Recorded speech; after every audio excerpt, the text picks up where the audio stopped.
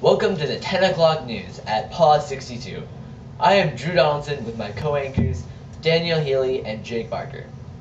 This is a historical newscast. First up tonight, Lewis and Clark's journey to the Pacific. Meriwether Lewis and William Clark led the Corps of Discovery on an expedition to the west. 33 people left on May 14, 1804 from St. Charles, Missouri, and followed the Missouri River.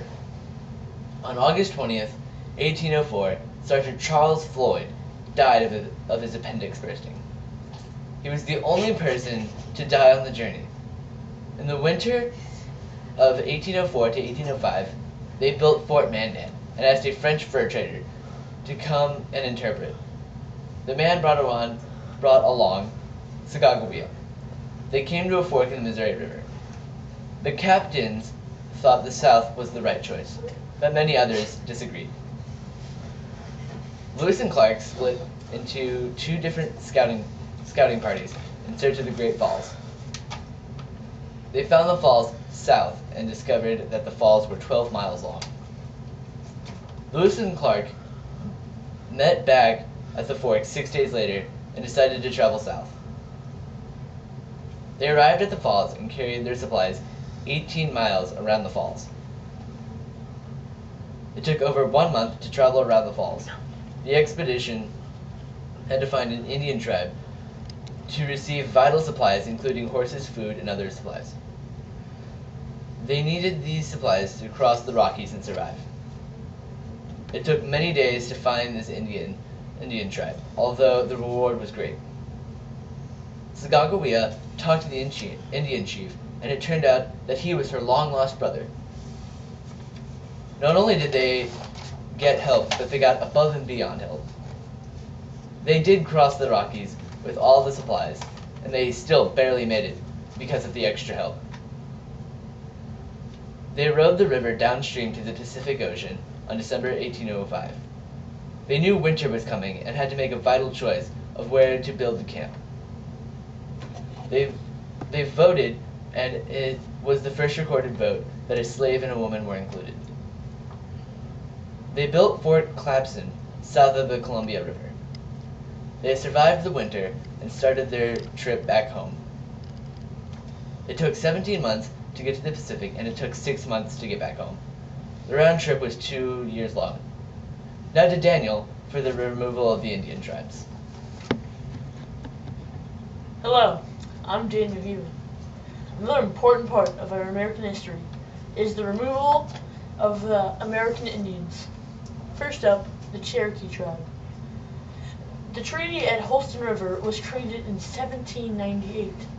This treaty required that the Cherokee Indian land was reduced. The result of this treaty gave the United States the land that the Cherokee Indians had previously owned. The Indians received $5,000, followed by annual payments. Next up, the Treaty of Greenville. This treaty involved 12 different Indian tribes: the Wyandot, Delaware, Shawnee, Ottawa, Chippewa, Potawatomi, Miami, Wee, Kickapoo, Kaskaskia. This treaty was in 1795.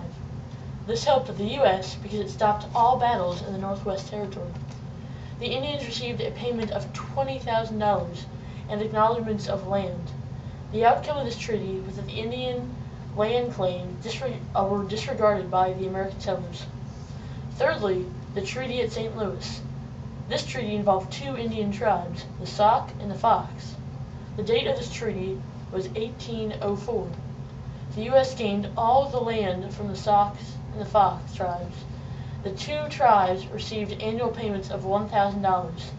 The outcome of this treaty was that the Indians claimed that their leaders acted without permission, and conflicts arose as settlers moved to the Sauk and Fox lands.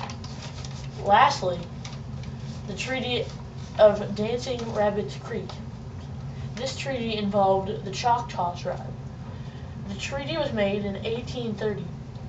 The U.S. received all Choctaw lands east of the Mississippi River. The Indians got land in Indian Territory. The Choctaw became the first tribe moved from the southeast to land in Indian Territory. Now to Jake. Hello, I'm Jake Parker. I'm discussing the Monroe Doctrine. This is an exclusive statement of American policy warning European powers not to interfere with the Americas. It has 4 basic points. First one, the U.S. would not interfere in the affairs of the European nations. The second point is that the U.S. would recognize and not interfere with European colonies that already existed in North and South America. The third point is that the Western Hemisphere was to be off limits to future colonization by any foreign power. The fourth and final point of the document was the U.S. would consider any European power's attempts to colonize or interfere with nations in the Western Hemisphere to be a hostile act. This was issued by the President on December 2, 1823, during his annual message to Congress. Other treaties involved in settling treaties with Great Britain, like the Convention of 1818, this treaty settled the border between the United States and Canada at 49 degrees latitude and as far west as the Rockies. Interest in fur trade in Oregon County was another issue solved by this treaty. Each country agreed to occupy the Pacific Northwest. This also gave the United States fishing rights off the coast of Newfoundland and Labrador. Another treaty, the Rush-Bagot Treaty Agreement, which limited naval power on the Great Lakes for the United States and British Canada. This passed because both countries wanted navies and fishing rights on the Great Lakes. In the spring of 1817, the two sides finalized the offer. The U.S. also wanted Florida, so Jackson went to battle with the Seminole Indians. Jackson's presence in Florida convinced Spanish leaders to negotiate with them. In 1819, both countries signed the Adam-Onis Treaty.